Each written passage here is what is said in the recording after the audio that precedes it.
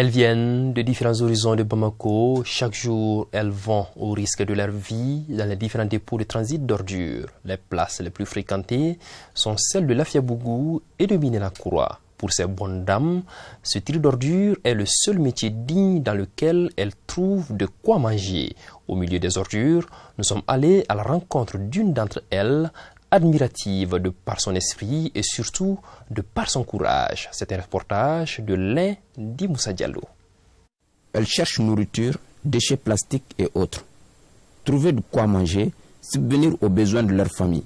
Voilà des raisons qui poussent ces femmes-ci à trier les ordures dans les différents dépôts de transit de Bamako. On cherche le pain quotidien. J'ai 35 ans et 5 enfants avec mon mari qui vit au Gabon. Avec seulement 100 000 francs, je ne ferai plus de cette pratique mon métier. Sinon, nul ne souhaite un travail misérable comme celui-ci. On a besoin d'aide pour quitter ce milieu.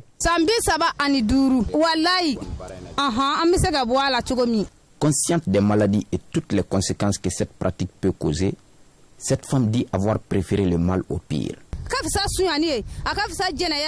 C'est mieux que de voler, forniquer, escroquer ou encore mendier. Certains nous trouvent répugnants, ils ne sont pas mieux que nous. Si Dieu nous a fait ainsi, ce n'est pas de notre faute. Un autre boulot plus noble peut forcément nous faire quitter ce monde des ordures. Selon la seule personne qui a voulu témoigner devant notre caméra, après collecte, elle part pour vendre ses déchets plastiques à la zone industrielle. Après collecte, je vais les vendre dans l'usine de fabrique de chaussures en plastique. Elle se trouve vers le côté est de Bamako. Là-bas, ils achètent les kilos à 125 francs. En 2 mois, je peux collecter 30 à 40 sacs pour un gain d'environ 50 000 francs.